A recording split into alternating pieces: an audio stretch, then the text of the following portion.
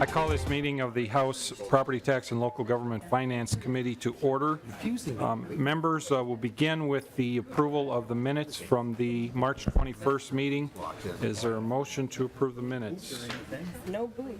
Representative Erickson. Mr. Chair, I move approval of March 21, 2018 minutes. Thank you, Representative Erickson. Any additions or corrections to the minutes as presented? Any amendments? Hearing none, all in favor of Representative Erickson's motion to approve the March 21st minutes, signify by saying aye. Aye. Opposed, no. Motion passes. Minutes are approved. With that, we will move to the first item on the agenda, which is House File 4029, Representative Keel. Representative New moves that House File 4029 be entertained by the committee and laid over for possible inclusion. Welcome, Representative Keel. Thank you, Mr. Chair and members. House File 4029 comes from my district. It seems that in the 1990s, MnDOT purchased some land that they were doing some repairs on highway, and from that, the agreement in the 1990s was that the DNR would take over this area. It is a wetland area, and it has not been managed by MnDOT or DNR, and the Sandhill Watershed District has been meeting for some time and wants to handle the water issues there. And so what we are asking for is just some small technical language that will allow this land to go to the Watershed District, which will provide the watershed with being able to manage this land. The payment in lieu is the question, and that would just remain the same for the county. And I believe it's 9,300 or 9,300 is what they quoted me. Oh, thank you. Yes, I got it right. My testifiers today, one was out of town, one is having back surgery, and the other got the flu. So we did a lot of phone tag, and the gentleman with the flu said, if I feel better, and I said, no, that's okay, you get better. Please, it's a 5-hour drive to begin with, so. It's easier to get the flu when you're that far away. Is it really? I just wouldn't want to drive with the flu. No. Anyway, and with that is basically what we're asking is for this language to be put in statute so that we can be able to transfer. Thank you, Representative Keel. Is there anyone who would like to testify on the bill? Hearing none, questions, Representative Nelson. Thank you, Mr. Chair. And the question I have, was this land originally purchased as part of wetland mitigation that they have to do with road projects to replace wetlands that they disturbed? And is it going to change how this is going to be handled? Is it going to still stay as a wetland, or is it going to be drained or whatever, somehow managed so that it's not a wetland anymore, which maybe go counter to that program about the wetland mitigation? Representative Keel. Good question. It is a wetland already. Bowser is involved in part of this land. I believe it covers about 1,900 acres. There's some contiguous, there's some farther away, and the Sandhill Watershed is managing, that's what they want to do, is manage this because there's some water problems with land around for landowners. So, and I even want to say one homeowner has got some threat of water that needs to be drained appropriately, so they want to manage it. It's not being taken care of at all. It's full of trees that are stopping water. It's quite a mess. So this is their solution to getting this moving. MnDOT doesn't want to take care of it, hasn't, and DNR backed out of their agreement to take care of it. So the watershed will be managing it. Besides, I'd like to point out, this will be local control, elected officials that will manage this watershed. Thank you, Representative Nelson. Well, thank you, Mr. Chair. I guess just the only concern I have, and maybe this isn't going to fall into that, but that this was land that was set aside or bought for the offset when they disturb wetlands, that it might basically go right counter to that program, but that's just a concern. I understand. Thank you. Representative Lunan. Thank you, Mr. Chairman. Did the DNR state why they are backing out of the agreement? Representative Keel. My understanding, I've not heard anything. My understanding is the intent was to make it a wildlife management area, and then it did not fit the bill, so they decided that they didn't want it anymore. Representative Lunan. Representative Anderson. Thanks, Mr. Chair. So I understand the purpose here, but would the title of the land remain with the state, or would the ownership actually transfer to a local unit? Representative Keel. Good question. That I think it would transfer to the watershed because it's under the jurisdiction of transportation right now, DOT. So I believe it would transfer to the watershed district. That I'm not absolutely certain of, though. Ms. Dalton, or would you like to weigh in on that?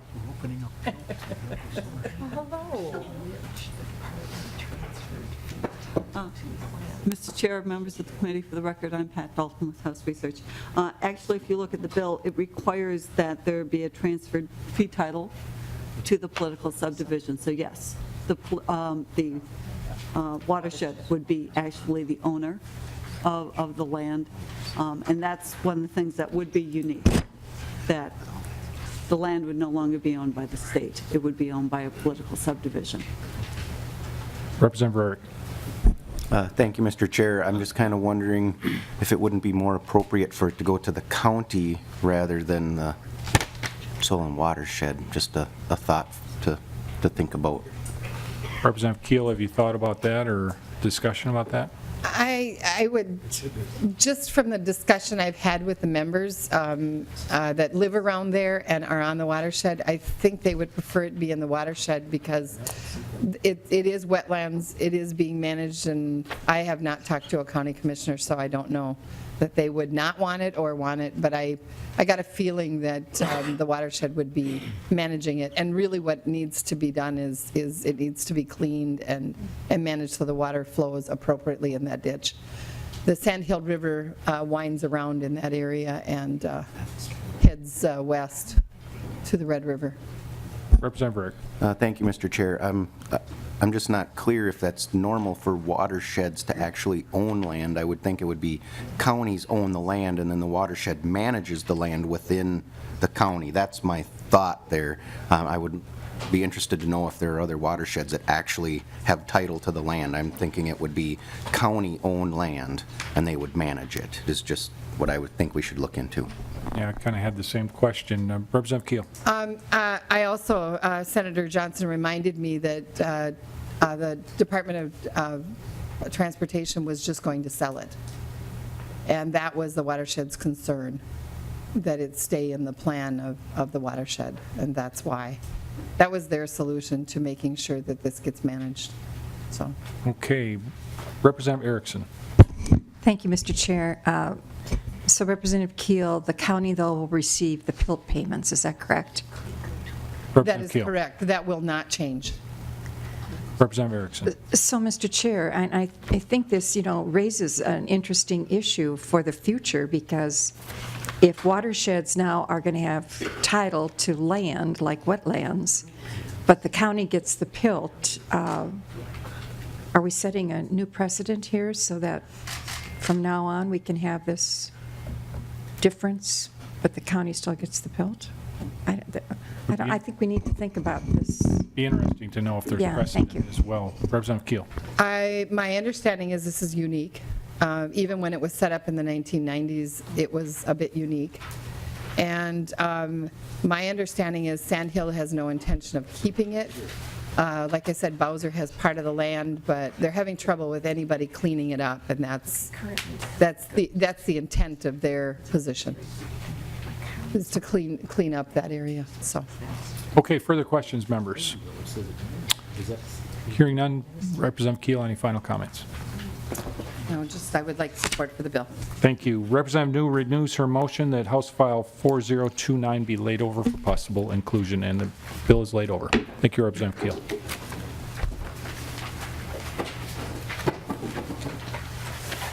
Representative Anderson? Representative Anderson moves that House File 3501 be entertained by the committee and then laid over for possible inclusion. Representative Anderson. Thanks, Mr. Chair. Good morning to you and members.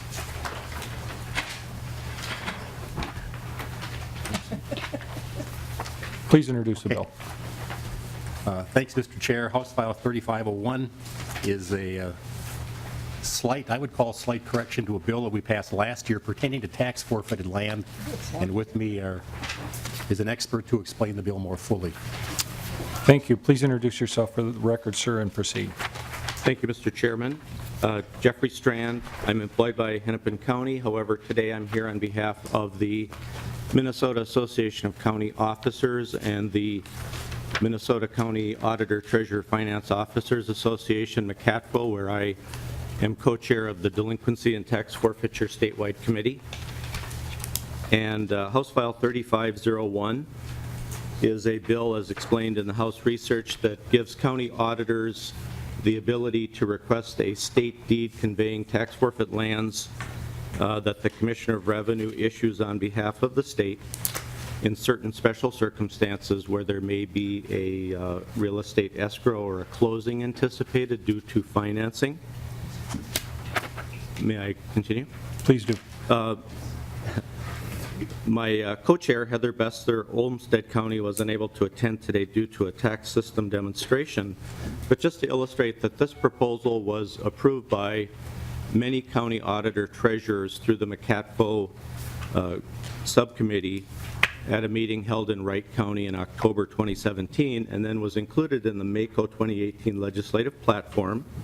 I serve on that with Cindy Geis and Michael Stahlberger as the co-chairs. And this proposed bill is really critical to implementation of 2017 law changes, as Representative Anderson stated, enacted for alternate tax forfeit sales. Many counties are interested in this, and our group has worked closely with the Department of Revenue to make sure that any concerns were addressed by the department. Thank you. Anyone else who would like to testify on the bill? Questions, members? Representative Hertaus. Thank you, Mr. Chair, and I was wondering if the testifier does it anywhere in, I don't see anywhere in this bill that it's prescriptive in terms of what type of a deed it would convey. Is it a warranty deed, limited warranty deed, quitclaim deed? What is the instrument you're going to use? Mr. Strand. Chair Grazikowski and Representative Hertaus, I'm not an attorney. The state deed or conveyance of forfeited lands, as I understand it, is a quitclaim deed from the state. Yeah.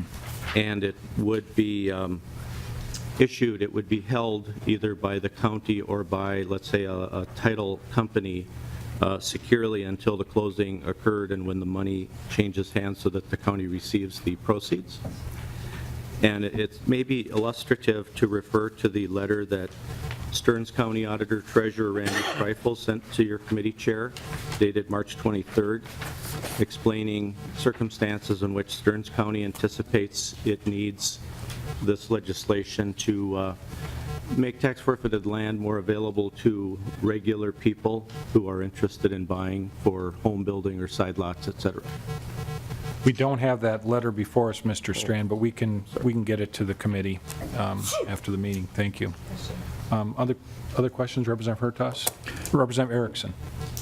Thank you, Mr. Chair. So right now, this process is a county auditor applies to the Commissioner of Revenue. So is this now a shortcut, Erickson? Is this a shortcut or just more efficiency that the county auditor has as a different process for getting the deed? Mr. Strand. Mr. Chairman and Representative Erickson, I would say that this is a process that is an efficiency and a process improvement that allows tax forfeited land sales to be more normalized, like the real estate closings with which we are most likely all familiar. In the typical tax forfeited land circumstance, a buyer pays his or her full purchase price, and then we'll wait a reasonable time for the county auditor to certify to the state Commissioner of Revenue and the state to issue the deed back to the county.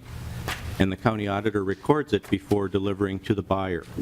So that does cause delay, and in a typical real estate closing, as we all know, you go to the closing and you hand over your check, the lender may be there, and people don't just wait for a deed after paying a significant purchase price.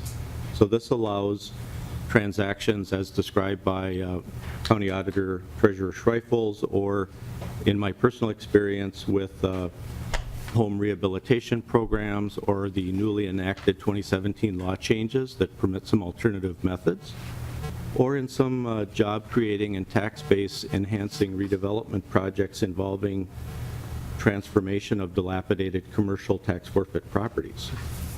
Representative Erickson? Yeah, Mr. Chair, I think this was needed, and we probably just overlooked it when we enacted it.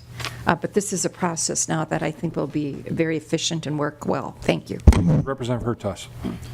Thank you, Mr. Chair, and Representative Erickson. I think what I'm hearing here, too, is that there's a time delay in the foreclosure and taking of property through tax forfeiture.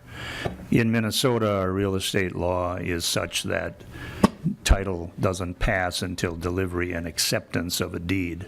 So you go to closing, you pay the money, but you don't have a deed. You don't really have a conveyance until you have delivery and acceptance. So I think this does clear up a problem. Thank you. Mr. Strand, how long normally is the delay now for the buyer? Mr. Chair, the Revenue Department is actually very efficient, and I think the normal delay is probably 2 to 3 weeks. But with these other transactions, it's more the timing of you must, as Representative Hertaus stated, you must have the conveyance at the time you're closing, especially if there's financing involved. So it isn't as much the time delay of 2 to 3 weeks, but it's more the having the deed and the lending, financing, and all the closing documentation there at that moment. Thank you. Members, other questions? Hearing none, Representative Anderson, any final comments? No, it was explained well, good comments, and I think it's a good correction to a bill that we worked on last year. Thank you, Representative Anderson. Thank you, Mr. Strand. Representative Anderson renews his motion that House File 3501 be laid over for possible inclusion. The House file is laid over. Representative Anderson now moves that House File 3349 be entertained by the committee and laid over for possible inclusion. Representative Anderson. Thanks again, Mr. Chair. This bill was brought to me by some folks back home that have a historical ag preservation organization, all volunteers, and the Stearns County Power Association, I believe, Pioneer Association. They put on a big show in the fall, as do some other folks around the state. And according to the information we've gotten, this would affect about 10 different organizations in Minnesota, so not a lot of them.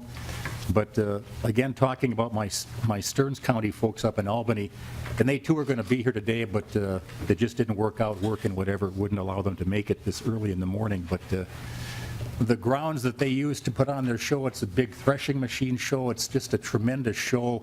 A lot of old stuff, you know, tractors, threshing machines, big steam engines and such. Their grounds cover about 80 acres on the outskirts outside of Albany. And one of their biggest single expenses, they pay property tax.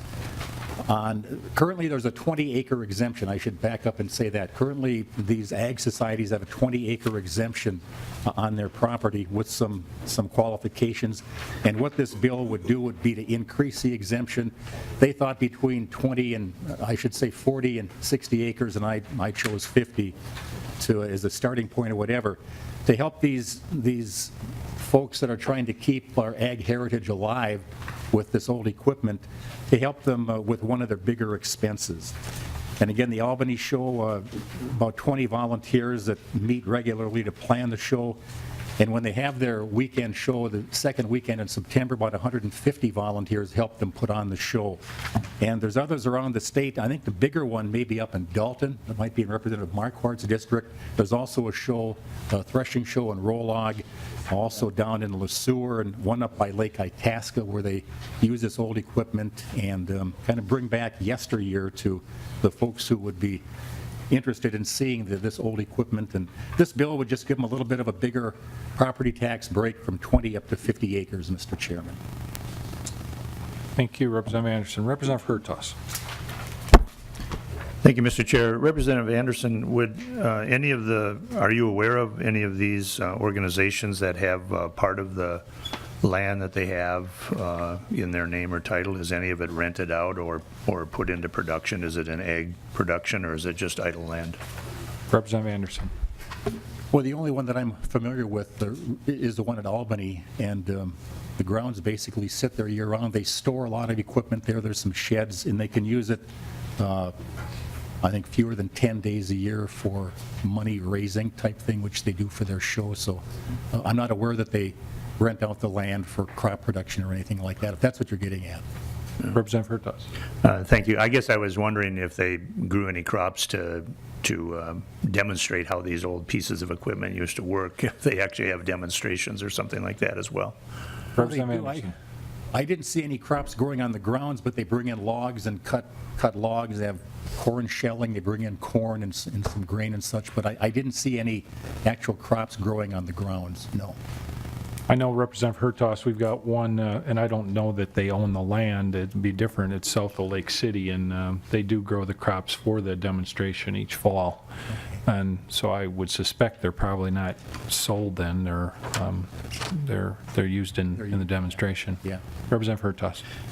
Thank you, Mr. Chair. And my only thought, Representative Anderson, my only other thought on this is maybe just because of the way rural acreage is kind of identified, it might make sense to make this 40 or 80, just from quarters and quarter sections and things like that.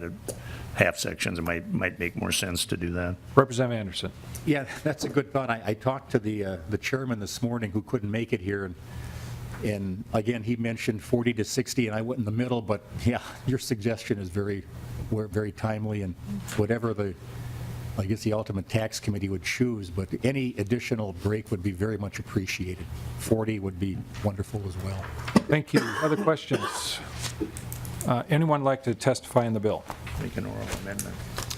Seeing or hearing none, Representative Anderson renews his motion that House File 3349 be laid over for possible inclusion. The House file is laid over. Thank you, Representative Anderson.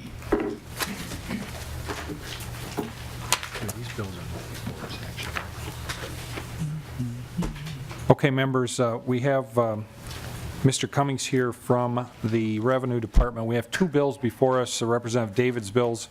These are two department bills. One is the department's tax technical bill, and the other is a tax policy bill. There are elements that refer to or are in the purview of this committee that we're going to review today. The full tax committee has reviewed both bills, and we'd like to give some additional scrutiny to the property tax and the kind of that special section that Mr. Cummings will go through as well. So, Mr. Cummings, any particular bill you want to start with this morning? Mr. Chair, I think maybe we'll go with the order of the agenda, which talked about the technical bill first. So we'll start, members, with 3410, and no need to really move this bill, but we're going to discuss it. So we'll start with 3410. Mr. Cummings, please proceed.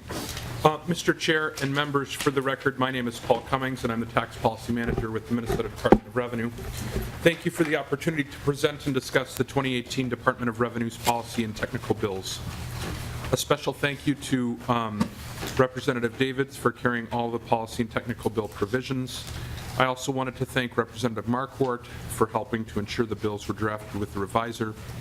During the time period in which the department could not work with the revisor's office, Representative Marquardt worked to have the bills drafted. Specifically, Mr. Travis Reese was a critical go-between to ensure our bills were drafted using the revisor's standards while meeting the dictates of the LCC resolution. So again, we thank Representative Marquardt and Mr. Reese. I will be providing some opening remarks, Mr. Chair, and then attorneys for the department will be walking through the property and local tax provisions of the policy and technical bills. And again, Mr. Chair, we'll be going through 3410, the technical bill, and 3411, the policy bill. Mr. Chair, I don't know about you, but I am a big Minnesota State Fair fan. The excitement, the people, the numbers of types of food, the grandstand, Machinery Hill, the milk booth, the Miracle of Life barn, the big-time celebrities from KDWB. Mr. Cummings, that's not a fan, that's an active participant. The Department of Revenue booth, Mr. Chair, in the Education Building is my personal favorite. For those not acquainted, it can be awe-inspiring, confusing, frustrating, fun, and a little bit interesting. Nothing compares to the State Fair. It is the main attraction. I kind of feel that way about the federal tax bill conversation this year. It is certainly the main attraction. Yet, in the midst of our incomparable state fair, there are unique and important county fairs that shouldn't be discounted as part of the fabric of what it means to be Minnesotan. This is where the local Lions Club hosts bingo, Wally Pickle plays 5 trumpets at one time, 4-H is tending to the livestock, and projects for competition. Well, sometimes it gets a little odorous in the animal barns. It is sure to be quickly cleaned up. Mr. Cummings, from the farm, that's a smell of money. So today I ask that we take a little time away from the main attraction and focus on the smaller yet just as important part of the fabric, the tax fabric of Minnesota, our policy and technical bills. One of the strategies to achieve the department's vision, Mr. Chair, is that we are listening to our customers to identify and develop improvements to the revenue system. Throughout the year, the Department of Revenue notices items, many times working with taxpayers in the code that could be clarified, updated, or corrected. These items are developed, edited, and improved throughout the interim. After development, they are drafted into bills and begin to move through the legislative process. These bills make needed changes to ensure our tax code is working properly. They improve the clarity and effectiveness of the tax code.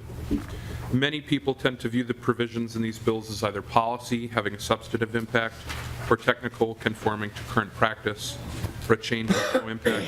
Yet many times it is not as black and white. It's usually grayscale, somewhere in between.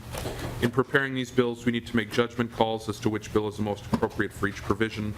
So if you would have selected another bill placement, we're open to that discussion of which bill it should be in.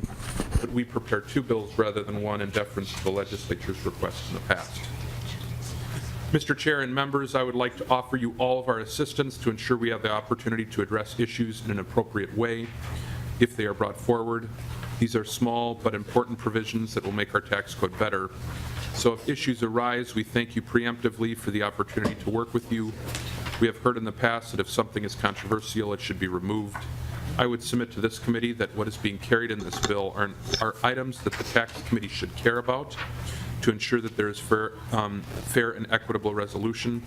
So we ask your continued commitment to working on these provisions to ensure we find the right approach for all Minnesotans. In fact, we're in the middle of talking to people who have come forward with questions, concerns, or issues. We have talked with the Minnesota Hospitality Association and the resort owners on the resort homestead provision and the local lodging tax. We've also heard from the assessors about some concerns or ideas they have, and we'll be setting up a meeting in short order to work through those provisions. We look forward to working with you, Mr. Chair, and incorporating the provisions presented today in the general tax bill. I wanted to, before I end my remarks, I wanted to thank our attorneys, our researchers, and our staff within our divisions who have worked a very long time to prepare these bills. I'd like to turn it over to our attorneys at this time, Mr. Chair, within the department, who will walk through the selected provisions and to be a resource to this committee. I will likely chime in if there are questions or in response to member questions or reactive feedback. And again, we thank you for the opportunity to present the bills. So now I am joined by Ms. Chelsea Griffin, who will talk about the technical bill, Article 4. Thank you, Mr. Cummings. Welcome, Ms. Griffin. Thank you, Mr. Chair, members of the committee. Again, for the record, my name is Chelsea Griffin, and I'm an attorney with the Minnesota Department of Revenue. I'll be walking you through the provisions of Article 4 of the department's technical bill, which is the property tax article. Section 1 clarifies that the Commissioner of Revenue may collect property tax data at the parcel level or in the aggregate at the time and in the form and manner as specified by the Commissioner. This language amends statute to reflect the Property Record Information System of Minnesota, which is commonly known as PRISM, which is the department's current system for collecting property tax data. Sections 2 through 9, 12, and 14 through 21 strike references to abstract level reports, as this is no longer the format in which the department receives property tax data. In the same vein, Section 22 repeals Minnesota statute Section 275.29, which describes the abstract of tax lists, as this is no longer accurately, it no longer accurately describes the form in which the department receives the described data. Section 10 clarifies that in order to be classified as 1C property, the owner of the homestead and resort property must be the same. This language is consistent with how the department interprets current law and provides further clarity to the department's longstanding administrative guidance. Mr. Chair. Mr. Cummings. On the resort issue, I just wanted to note that the department has consistently interpreted current law to require common ownership of a homestead and resort for property to qualify as 1C homestead, formerly referred to as a ma resort. This statute allows commercial seasonal resort property to qualify as a homestead property so long as the property includes a dwelling that is used as a homestead by the owner, including by a shareholder, partner, member of a corporation, partnership, LLC that owns the resort. We have long provided administrative guidance to counties as to our interpretation that the ownership of the homestead and the resort must be the same. And it is our understanding that counties have generally been applying this interpretation. The 1C classification already creates an exception to the general homestead requirements by allowing entity-owned commercial property to be a homestead, which is a significant deviation. Our guidance requiring common ownership of the resort and homestead ensures that the homesteading owner lives on the resort, not on property neighboring the resort. There was a tax court decision, Mr. Chair, on this, WBR Inc. versus the County of Crow Wing. The tax court 2013 decision involving the statute involved a situation where the resort property was divided into separate 1A residential homestead and 4C seasonal commercial non-homestead parcels. Because the purchasing corporation's lender required that the homestead dwelling portion of the resort be owned in the name of an individual. In the end, the court rejected the county's argument that this division of property resulted in the homestead dwelling no longer being on the resort because it was instead adjacent to the resort. The court reasoned that because the resort included the homestead dwelling prior to the current owner's purchase, that dwelling remained part of the resort. The county did not appeal. I think there were some that had talked about that this should be used as a precedent. But to say in the property tax world that we should be classifying properties based on prior ownership or sort of prior use would be a large deviation for many types of properties. So I think one of the things that we're coming to with this committee is an ask to provide some clarity here so that we are providing it based on the current usage of that property. Mr. Cummings, any idea how many properties this would affect, or no? I don't know, Mr. Chair. But I will say this, is that we believe that this is a technical correction. This is consistent with our current guidance. So if this is, what we had hoped is that this would impact zero taxpayers if everyone is administering the current guidance as it is out there. Mr. Chair, but I can't guarantee that. I'm sure that there are various properties being dealt with in various ways. So. Thank you. Representative Erickson. Thank you, Mr. Chair. So, Mr. Cummings, you're objecting to the court decision, or not really objecting, but not agreeing with it? Mr. Cummings. Well, I think, Mr. Chair and Representative Erickson, we do have the highest respect for the court, and we do, so I guess we understand the conclusion that they came to, but in terms of trying to set a policy for the state based on that decision, I think that's where we would get into a place in which we would think that we would rely more upon the longstanding guidance and our interpretation of statute rather than basing something on prior use. Representative Erickson. Well, Mr. Chair and members, I think this could be a challenge in the future. If the courts say one thing and we have separation of powers and the legislature another, I don't know who is president. I mean, whose decision is final? Do we know? Well, I thought that's, the courts. it's an ongoing dance, Representative Erickson. Mr. Cummings.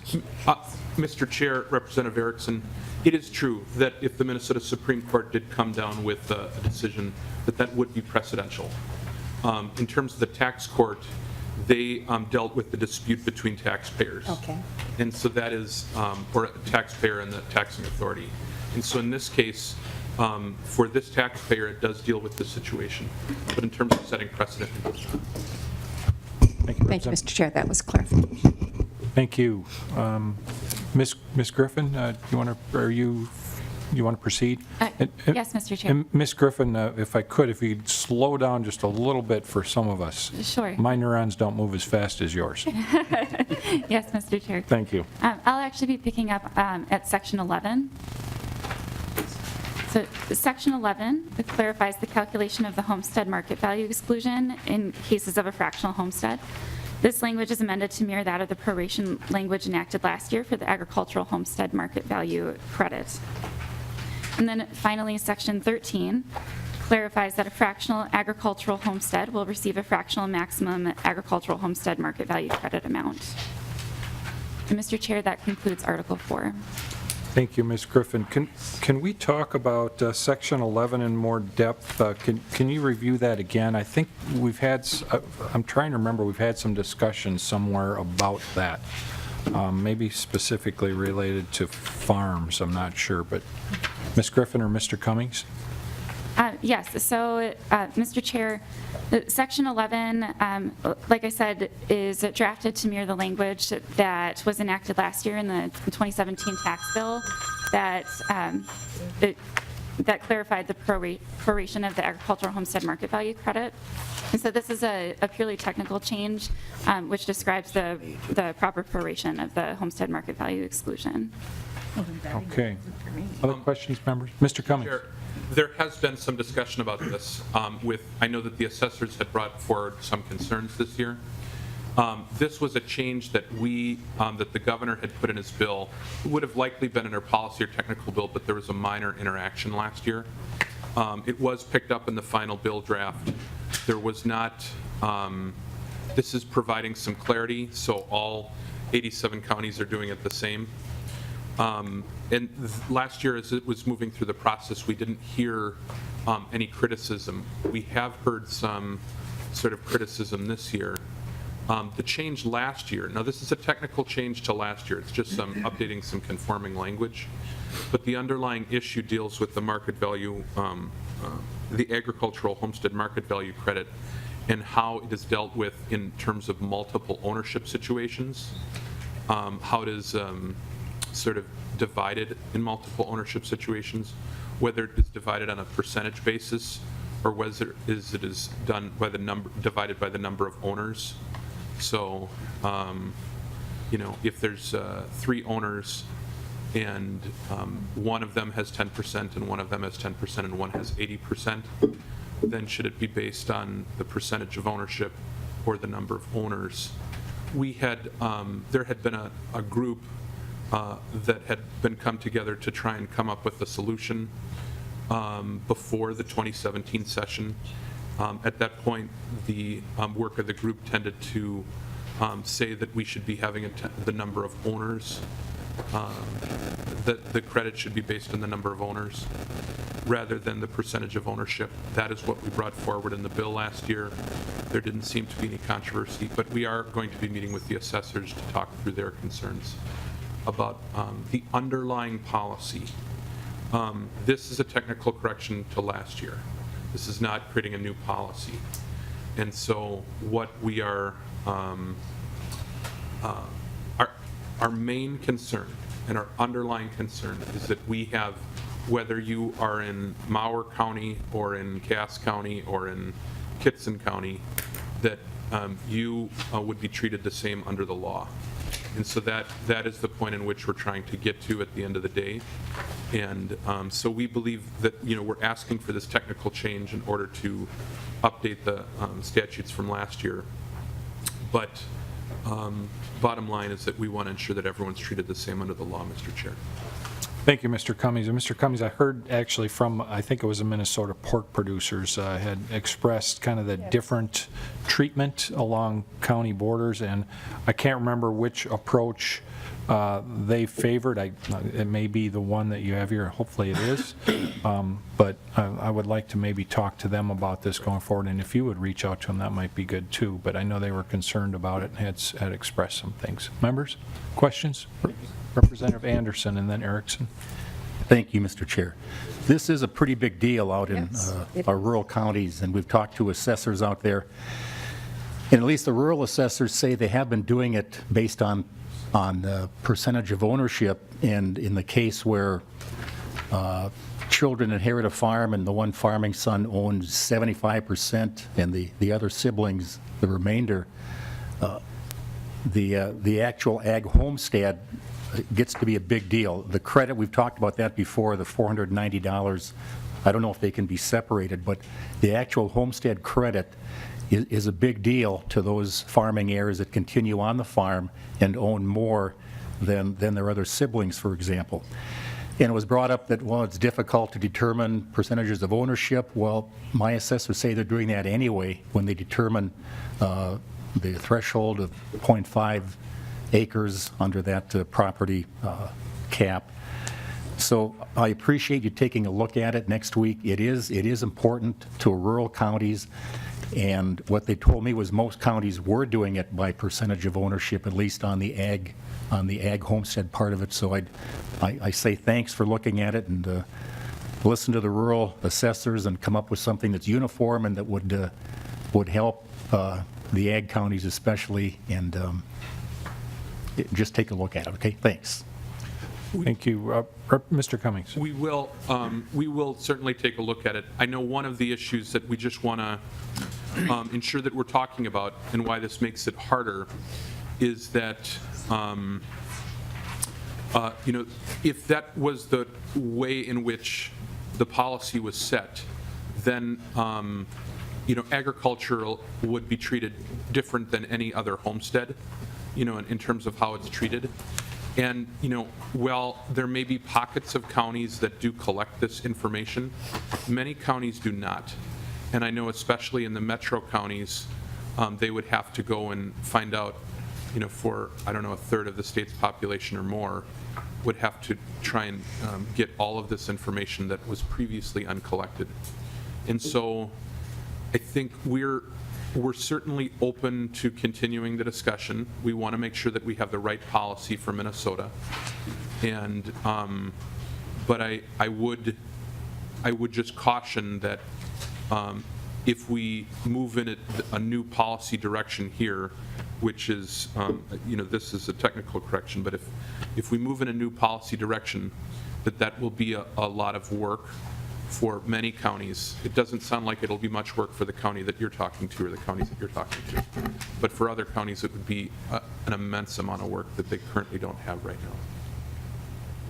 So, Mr. Cummings, on 25.7, the language strikes the word ownership and replaces it with homestead. What's the significance of that? What does that mean? Sure.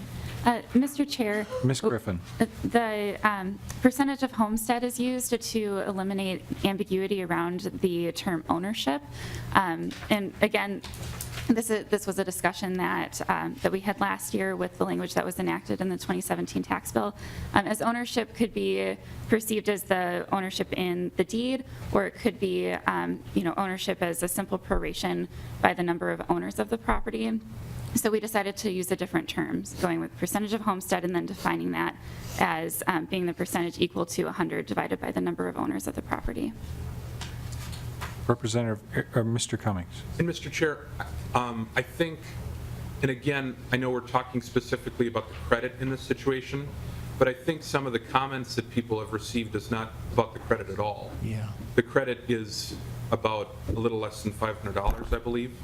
So sort of dividing up $500 amongst a really massive farm operation is not the largest amount. I think what we're talking about is sort of homestead in and of itself, and how that would be divided amongst multiple owners. Yeah. So again, this is a larger conversation that we're committed to having. I wanted to ensure that we focus this provision on clarity, and then we can also focus on having a larger conversation. And then we just want to ensure that we work through what are all the implications of that policy decision. Thank you. Representative Erickson. Mr. Chair and members, this is controversial, and I see this as more of a policy change than technical, and I hope we spend some time trying to parse this, because I've heard from constituents about the change from ownership to homestead and the dividing, 20%, 20%, and then 60% ownership. And they're not worried about the exclusion. They're worried about the statement that we're making in here in regard to really what does this mean for them. And then if they're part of a trust, it can get even more, I think, problematic for those who inherit. I think, as Mr. Cummings said, it's the homestead classification, right? That really. It is, yes. Yeah, Mr. Cummings. If there was a controversial provision, I'm sorry, Mr. Chair and Representative Erickson, if there was a controversial provision that was enacted, which was not our intention to do, it was enacted in last year's tax bill. Well, I agree, Yes. yes. So this was. And I didn't like this it. This is a technical update to a policy that has already been done.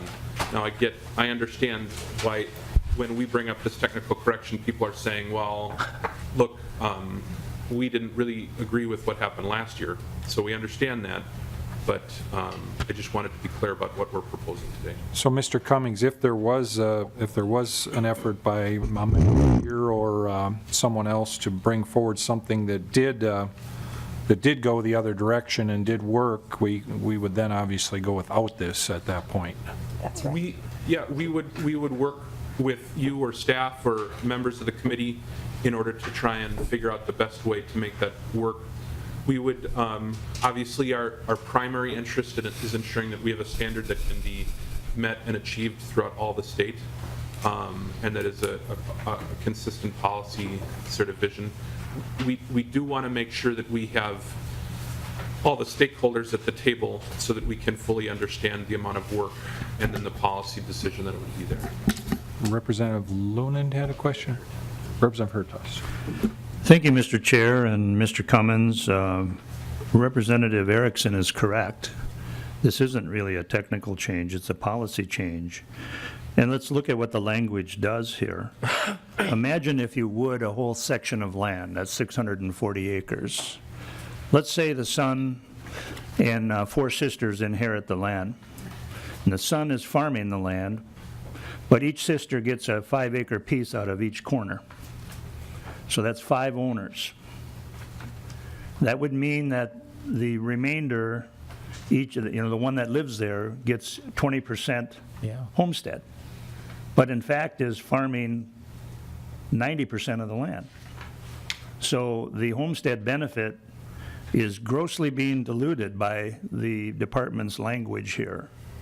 And I don't see it as a technical change. This is a policy change, and I think that this committee and the state legislature should act on that. This is not technical. This is policy. Thank you. Other questions, comments, members? Any other sections of the bill that people want to talk about? Right on. Okay. Mr. Cummings and Ms. Griffin, I think we're ready to go to the policy bill. Very good.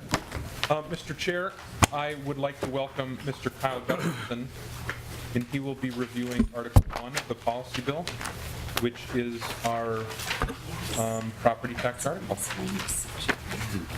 Thank you, Mr. Cummings. Welcome, Mr. Gustafson. Thank you, Mr. Chair. Mr. If Chair, you could introduce yourself. Thanks. Mr. Chair members, my name is Kyle Gustafson. I'm a staff attorney with the Department of Revenue, and I'll be walking through Article 1 of House File 3411, the department's policy bill, and this article deals with property tax. Section 1 specifies that the Commissioner of Transportation will certify aid amounts for the Small Cities Assistance Program to the Commissioner of Revenue by June 1st. This is the current practice between the two agencies, and it's just putting in that date into statute. Section 2 specifies that the Department of Revenue will make recommendations to the Board of Assessors for sanctions, recommendations, and also clarifies the notice and hearing procedures for a licensee to seek review of a recommendation at the Office of Administrative Hearings. This just puts in some additional clarification of the procedures for seeking review. Section 3 changes the threshold amount for filing a certificate of real estate value for real estate transactions. Can you speak into the mic a little better, Mr. Gus? Sure. We can't hear you very well. Thank you. Section 3, again, this increases the threshold amount for a real estate transaction, so that threshold amount that is required for, or that triggers the requirement for filing an ECRV goes from $1,000 to $3,000. And Section 4 increases the consideration for real property transactions to which the minimum deed tax applies, and increases that amount from $500 to $3,000. So that minimum deed tax amount matches with the CRV threshold amount, and this is something that we've worked on with the counties to reach that $3,000 figure. It's a figure that works for the department and works for the counties, and allows the counties, when calculating the deed tax, to be able to check the CRV system. And that concludes Article 1. Mr. Chair. So, Mr. Cummings, is that a tax cut then?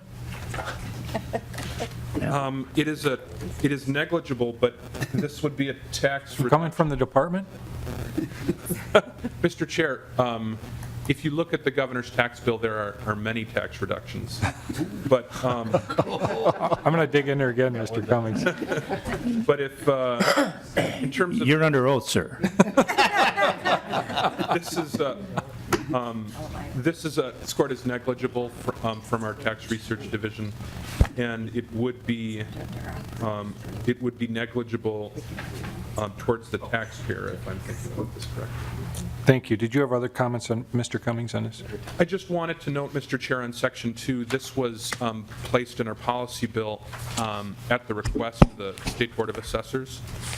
We, I mean, obviously, because it is in the department's technical bill, it is something that we agree with, but this was something that we had been asked for by them rather than sort of brought forward by the department for the Board of Assessors. So, thank you. Representative Hertaus. Thank you, Mr. Chair. I think Ms. Scho was trying to show me where that might be in the language, but for clarification, Mr. Cummins, transactions that are internal are often say no consideration, $500 or less, you pay $1.65 per 500. That would be the deed tax you pay. Are you saying then that it'll be $1.65 for the first $3,000, or are we still doing $3.30, 1,000, and it'll still be $10 that's collected? Mr. Cummings, or Mr. Gustafson. Mr. Chair, Representative Hertaus, that $1.65 would apply to all transactions under $3,000, and so then anything that's over $3,000, it would be calculated as it currently is. So anything, it starts at $9.90 at that point. Representative Hertaus. Thank you, Mr. Chair, and thanks for that clarification. And you could probably raise the limit to $10,000 or $20,000 because there's not too much real estate that changes hands for such a small amount of money. Thank you. Other questions, members? I think we may have some people who like to testify as well. Who would like to testify? Anybody like to testify on this bill? Mr. Chair, we have one more section, Mr. Chair. Oh, yes. Thank you. In Article 2. Thank you, Mr. Cummings. Article 2, Sections 4 and 5. Ms. Berry will be joining me to go over this. Welcome, Ms. Berry. How are you today? Mr. Chair, I'm feeling great. Great. Welcome. So I'll be going over Sections 4 and 5 of Article 2. And Ms. Berry, we're anticipating tax cuts here, too. Just kidding, Ms. Berry. Thank you, Mr. Chair. Sections 4 and 5, local lodging tax. We have over 100 local lodging taxes. Ms. Berry, did you introduce yourself? I'm sorry. Yes, for the record, my name is Susan Berry with the Department of Revenue. Thank you. Thank you, Mr. Chair. We have over 100 local lodging taxes within the state of Minnesota, 4 of which are administered by the Department of Revenue, and Sections 4 and 5 cover all local lodging taxes. Section 4 provides that the local lodging tax is due on the entire consideration paid for access to the lodging, including ancillary or related services such as the services of accommodations intermediaries as defined in general sales tax law. Section 5 provides that in collecting the local lodging tax, for those local governments that do not have Department of Revenue administer the tax, the local ordinance may require annual remittance and filing of the lodging taxes by the accommodations intermediaries. And if the ordinance does so, then the due date of the tax and the return is October 20th each year. The local governments must inform the accommodations intermediaries of the due date and also provide them electronically with the geographic and zip code information necessary to apply the tax. And that ends that article. Thank you, Ms. Berry. Mr. Cummings. Mr. Chair, just to sort of expand upon what Ms. Berry said, accommodations intermediaries are online lodging and travel providers who resell rooms. So this proposal makes it clear that the lodging tax does apply to the sales price of lodging as paid by the consumer, including the elements that go into that sales price, regardless if it was sold by the hotel or an accommodations intermediary. For instance, if you bought a book from a store, and the store argued that the sales price for the purposes of some of the sales tax should be the wholesale price paid by the retailer and not the retail sales price paid by the consumer, it would be really inconsistent with how we treat sales price. We can't say that the wholesale sales price is the price and then the cost of restocking and selling the book at the retail store is a service. That is different than the sales price as a service. Consumers see one price, which is the sales price, and that is where the tax should be levied. So whatever makes up that price that consumers pay, whether the wholesale price of the room or an accommodations intermediary fee, it should be subject to the tax. If this committee wants to think about tax rates or the amount of tax levied, then that's a different discussion than ensuring we have consistent tax bases. In determining whether to apply the tax to the local, the lodging-related services, it should not matter who administers the lodging tax, the local government or the Department of Revenue. Right now, if it's administered by a local unit of government, then that part of the sales price, the accommodations intermediary part, is not subject to this tax. But if it is administered by the Department of Revenue, that part of sales price is. Nor should it matter whether the lodging tax is authorized under general law or special law, which it is right now. It is important that taxes, when authorized, are generally applied fairly and consistently across the state. Now, even if we're talking about the same hotel, Mr. Chair, same room, same price of the room, if you go to that hotel's website or call them on the phone, that hotel, if they have a local lodging tax, then you need to pay the tax, the lodging tax, on the whole price of the room. If you call them, if you walk in, if you go to their website. But if you go to a travel website, then you don't pay one of these online accommodations intermediaries. Then you're paying the local lodging tax only based on the price that they have charged with the accommodations intermediary is charged from the hotelier. That is a price that the consumer does not see. So even if you're going online to check the various prices of websites, you don't know why that number is lower than the other. But it could be that the number at the online travel website is lower simply because there is a difference in tax base that is because of a small issue within the law. So that's what we're trying to bring up, Mr. Chair. Thank you, Mr. Cummings. Questions, members? Representative Erickson. Thank you, Mr. Chair. So, Mr. Cummins, if I take my grandson to the Wolf Lodge in Bloomington, and I stay there, and it's very expensive, believe me, so I've not stayed there, but he loves the water park. Right. So we have to pay a fee to use the water park if you're not staying there, and of course, I think it's built in if you stay there. So would this be considered ancillary, and the lodging tax would apply then, in addition? Mr. Cummings? Do you know? Mr. Chair, I believe that, I don't know how the Great Wolf Lodge puts together their pricing, but if it is a service that is not connected to lodging, if you're not staying there and you're going there just for the water park, then that would not be a lodging-related service, so therefore it would be not taxable. Okay. Yet if you did get to go to the water park as part of the price Right. that you pay to go to a room, we believe that that would be a lodging or related service. Thank you. Well, Mr. Chair and Mr. Cummings, if I ever Representative do Erickson. stay there, I'll let you know. Thank you. So Representative Erickson, cash will only have to bring his cash. That's right. Oh, he loves that name, by the way. He sees cash all over the place. Thank you. Other questions, members? We have some additional testifiers. Thank you, Ms. Berry.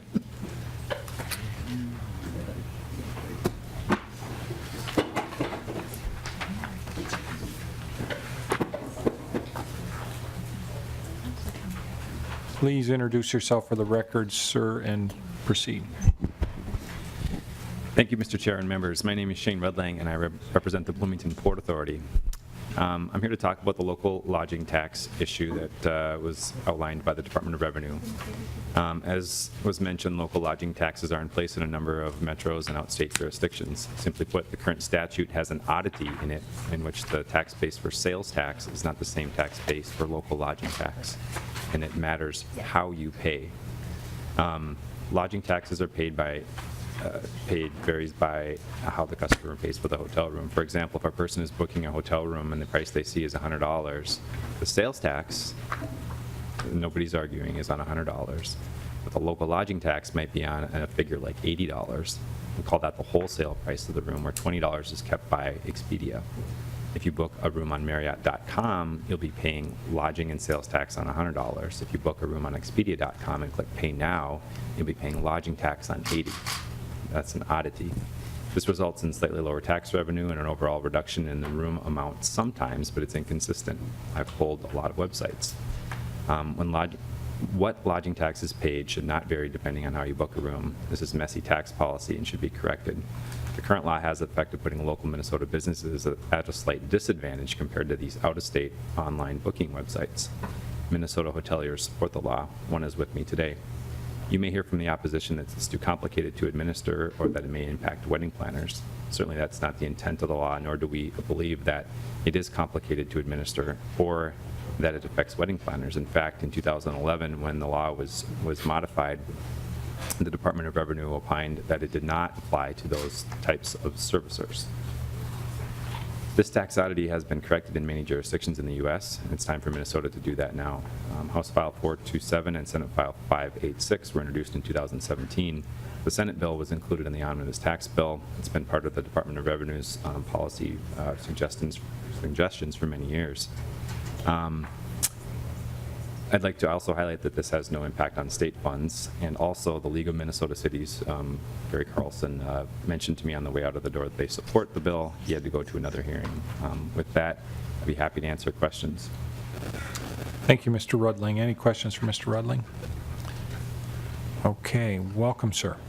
Thank you. Thank you, Mr. Chair. Please introduce yourself. Yes, my name is Jim Sackerman. I'm the general manager at the Embassy Suites. I used to manage the water park, by the way.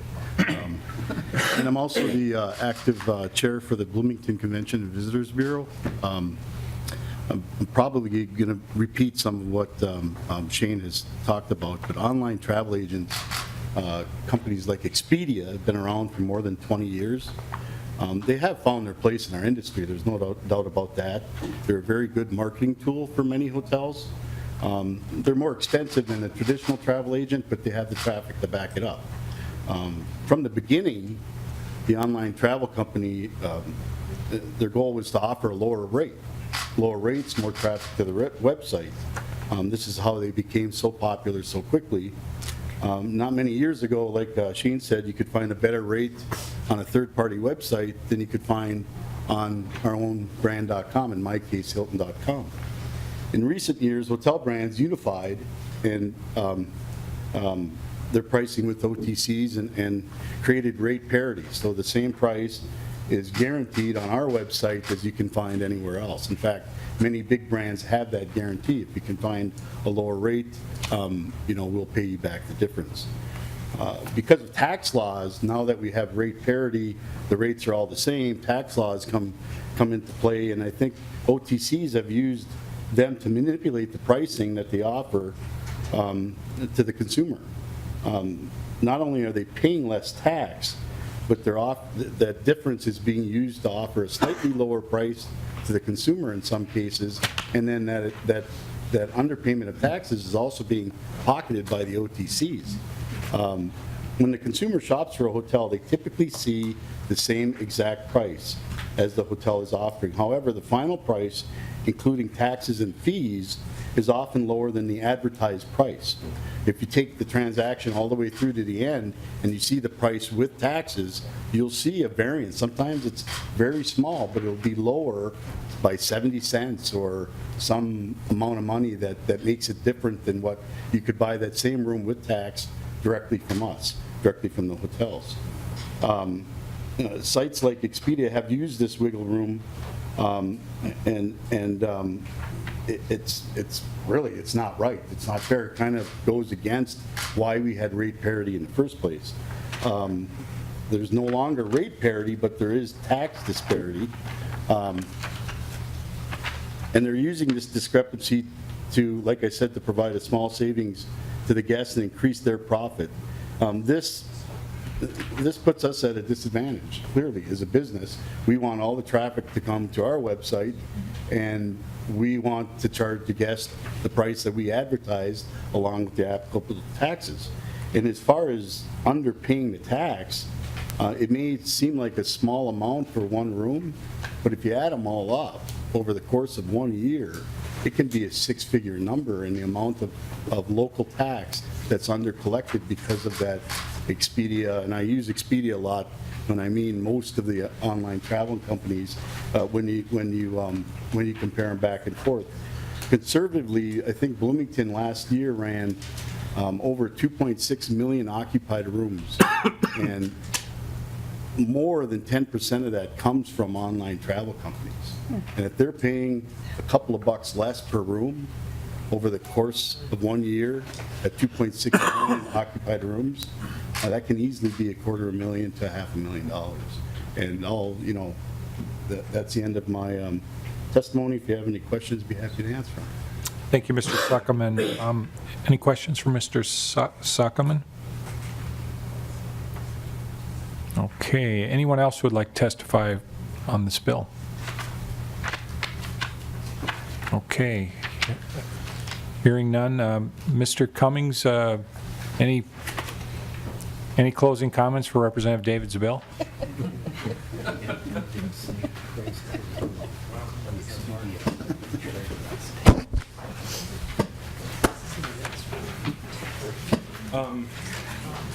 Mr. Chair and members of the committee, thank you to Representative Davids for being a great bill author.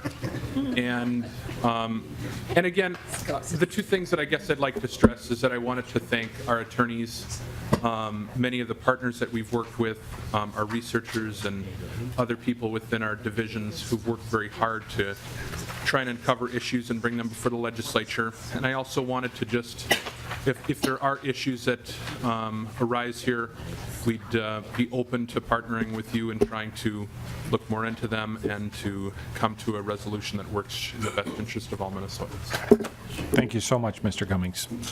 Okay, with that, members, we have Mr. Hines. Is there time to talk about the simulation, or do we want to do that when we come back?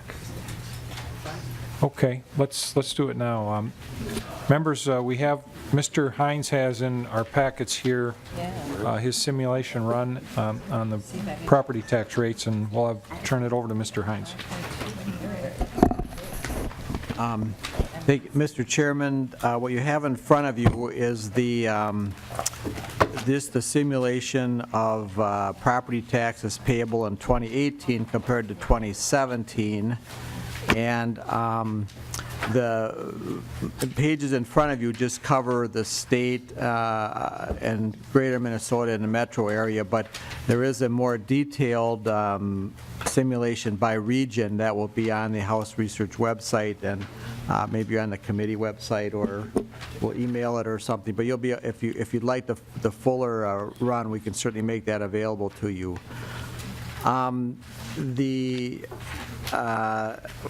It's been taken us a little longer than usual to get this run out because of some data problems that have been sort of unique to the new reporting system for the way the counties report the data on the market values to the Department of Revenue. And even now, we're not sure these are absolutely final, but they're pretty close, we know, to the final numbers. I guess to focus, turn your attention a little bit to the results. If you go to the page 1 of the actual printout, the data, which is the page that up in the upper right corner says statewide. So these are the results statewide of the changes we're going to, the average changes across the state by type of property. The first set of columns relate to the changes in market value by each class of property, and then the columns on the right side relate to are showing you the change in net tax per by each type of property. And I guess the things that really stand out are, if you'll notice, the class of property that's called commercial industrial low tier. If you look over to the right, you'll see a 17.9% tax reduction in that class of property, which corresponds to a $52 million change in the column in front of that. And that's the reflection of the change made last year to where the first 100,000 of CI property was exempted from the state general levy. So the result of that was about a $52 million reduction between 17 and 18 taxes, and an 18% reduction for that class of property. And then the other one I would point to is if you look down the classes of property at the kind of the bottom of the column, the agricultural classes. So there's one line for the house, garage, and 1 acre, one line for the homestead, and one line for non-homestead.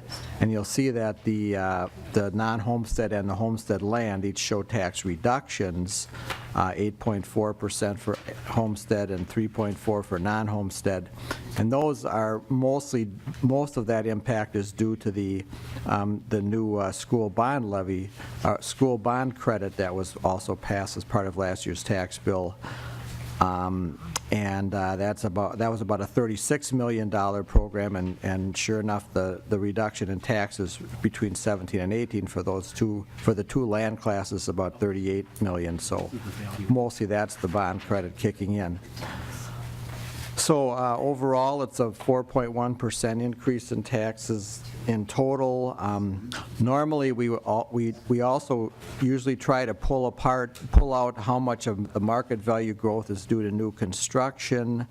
We haven't had time to do that yet, and that's again kind of caught up in this data reporting. But usually we would show a line for new construction, and then that would make all the other categories a little bit lower because obviously, if we just refer to the existing properties, a little bit of that tax increase goes away because some of it goes to the new construction line. So when we are able to get that out, you'll see probably a little bit lower numbers on the net tax increase by class of property because some of it is being picked up by new construction. Otherwise, I don't really have a lot to say. The next two pages, the Greater Minnesota and the Metro, also have a section at the bottom which shows the tax burdens for hypothetical properties, where you'll see 4 different values of homesteads, on apartments, seasonal rec property, and 3 different values of commercial industrial, and what happens to those properties that are using the average mill rates or the average tax rates in effect for the jurisdictions being cited. So I think I'll just leave it for any questions you might have, but like I said, we'll have a more full printout available on our website. Mr. Hines, any idea why on the statewide one the apartments seem to be very high. Is that because the cities raise their taxes so much? Mr. Chair, a lot of times when you notice a class of property that's net tax change is kind of high relative to the others, or it's low relative to the others, if you look over back to the left to the columns that show the market value change, you'll see a kind of a reflection there too that's picking it up. So sure enough, in the case of apartments, for whatever reason, the market values increased quite a bit. You'll see that on total tax, market value increase was 4.6% at the bottom of the column, but for apartments, it was 14% for the regular apartments and 11% for the low-income apartments. So I think the market conditions were apparently such that values on apartments just rose much faster than other types of property in this year, and I think that we've all heard about the low vacancy rates and things, so that's probably picking up why that happened. But that's so it wasn't any change we made to tax structure that caused the tax increase to go up. It was a valuation effect. Thank you. Members' questions? Representative Anderson. Thank you, Mr. Chair. Mr. Hines, I realize this is more of an assessing question than a tax question, but on the market value on that page, ag homestead land decreased 4.6%, but non-homestead stayed flat. Why wouldn't they kind of follow one another? Mr. Hines. Mr. Chair, Representative Anderson, I noticed that myself, and I don't have a good answer for you because normally you would think they would be relatively in tandem. It's possible that some assessors might consider the second tier of homestead, they might be putting it in the non-homestead category because the class rates are the same. So it's possible that that's not a complete reflection of homestead versus non-homestead, but the real answer is I don't know why there should be a difference, and it surprises me. Representative Marquardt and then Hertros. Thank you very much. Mr. Chair, just off of what Representative Anderson said, could it be, because I know some land got moved from homestead to non-homestead over something you're working on, Representative Anderson, if they're in partnerships or they're in trusts or certainly, because my thought is that overall statewide, the value on ag, I thought was coming down a little bit. Yeah. So maybe it came down a little bit, but if some shifted then from homestead to non-homestead, it would have kept the non-homestead the same because it dropped, but then some moved and maybe it was halfway in between there. Could possibly be that. But the other thing I did want to mention is a lot of times we think what we do here at the state or what we don't do at the state doesn't have impact on property tax, and we can clearly see, for example, the first tier elimination on the statewide tax and then the ag school bond credit. You can see that shows up here very prominently on a direct action by the state. And also to note is sometimes when we don't do things, it can also raise property taxes too. So it's kind of things we do and things we don't do does have an impact on the local levels besides, and puts pressures either for or against the tax rates that our local units of government do also. But I always find, Mr. Hines, I find this is great nighttime reading this. I mean, this will keep me busy over the Easter break. It's just so, thank you much. Representative Marquardt, there's an Easter egg in every page. Representative Hertz. Thank you, Mr. Chair. Representative Marquardt, I guess we'll both be able to digest this over the holiday. Thank you, Mr. Hines, for doing this. It's very helpful. I want to draw attention to the key points on the front page of this report. I know that for the last 6 years I've been concerned about the collar communities around the metro region bearing an extraordinary burden of household income to pay property taxes. And now when we look at the first key point, 2.3% increase in taxes in greater Minnesota, 5.2% in the metro area. That's more than double the increase than statewide. And in addition, measured in real dollars, it's nice to talk about percentages, but if, for example, if the median home value in greater Minnesota was $150,000 and the median in the metro is $300,000, that exacerbates the problem even worse as measured in dollars.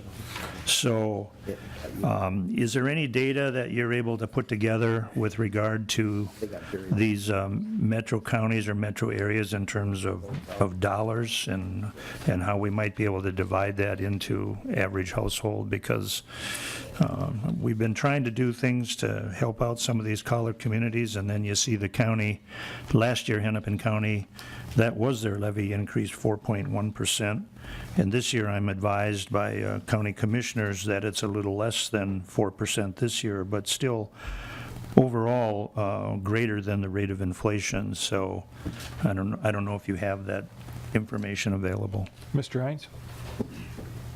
Well, Mr. Chairman, as I said, we do actually have a full regional run, and we could actually run this same report at the county level or even for individual cities and towns. So that isn't, we don't necessarily do that unless requested, but we certainly could do that. Okay. One thing to point out about the difference between the greater Minnesota and the metro area percentage change this year is that, you know, in some ways I think both of those two relief programs were a little bit more heavily slanted towards greater Minnesota. I mean, obviously the ag bond credit would have been primarily a greater Minnesota program, and then even the first tier CI proportionately was a much bigger impact in greater Minnesota, where there's a lot more first tier CI compared to the rest of the tax base relative to the metro. So that's probably explains some of why that regional difference is that we're seeing this year.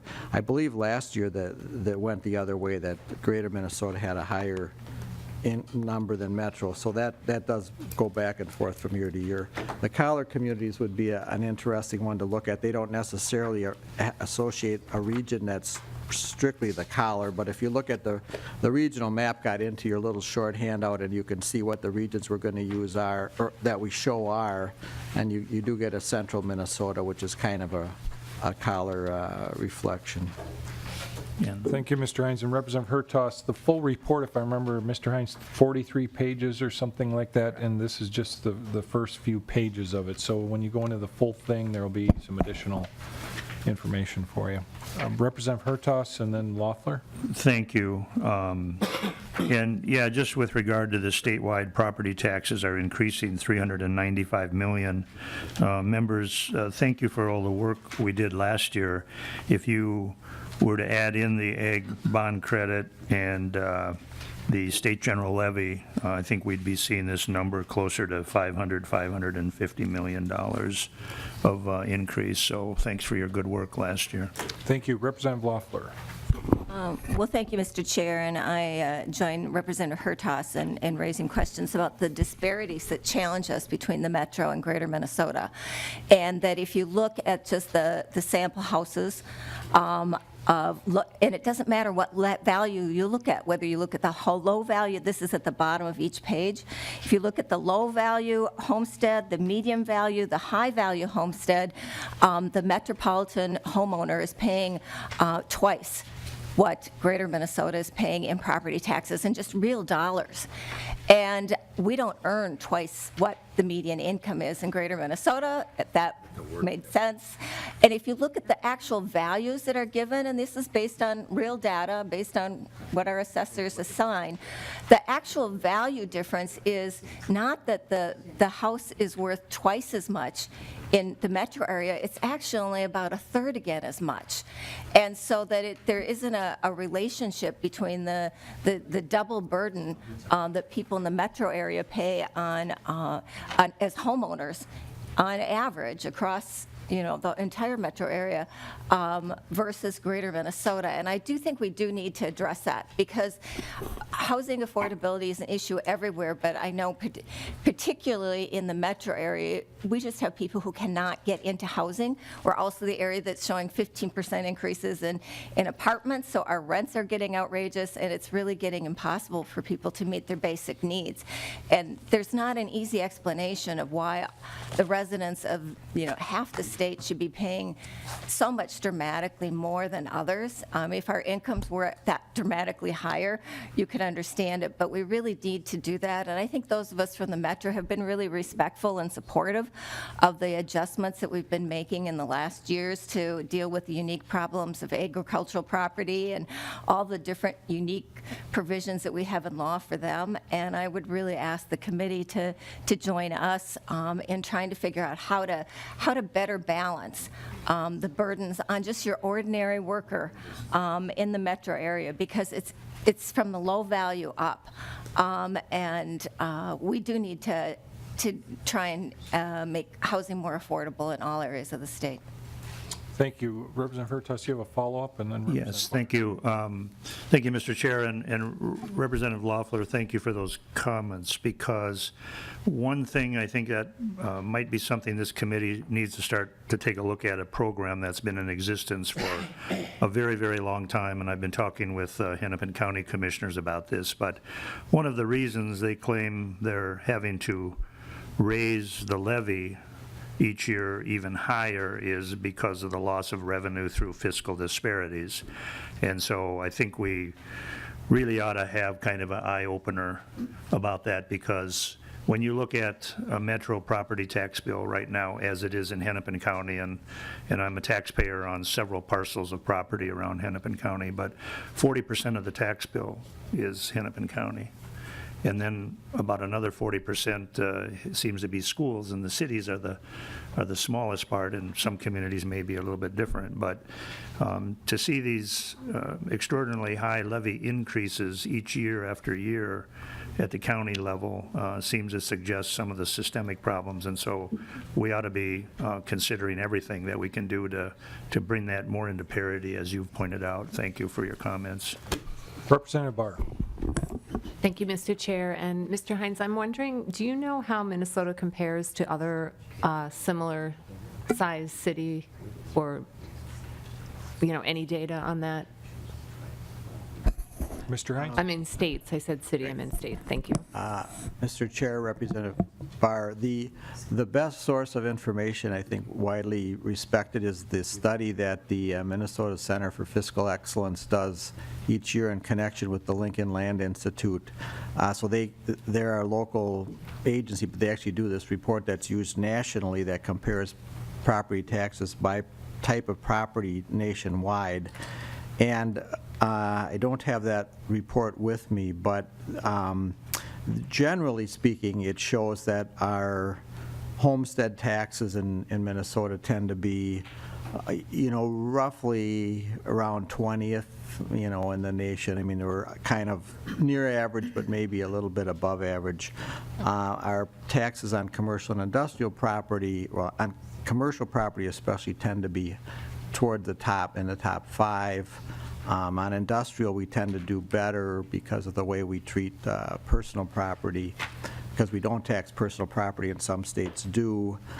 And especially in rural areas, our taxes on commercial industrial are particularly high relative to other states' rural areas, although perhaps with the change that we made last year in the state general levy, when that, that study is always a couple years lagged from us, and that might reflect that a little bit more favorably when we pick that up. But that's the best I can do off the top of my head, but there's certainly, you could go to their website and find that study and look up the results yourself. Thank you, Representative Barr. Any other questions or comments? Okay, well, members, anything else for the good of the order here? Happy Easter and happy reading, Representative Marquardt. And have a good holiday, everyone. And with that, the meeting's adjourned.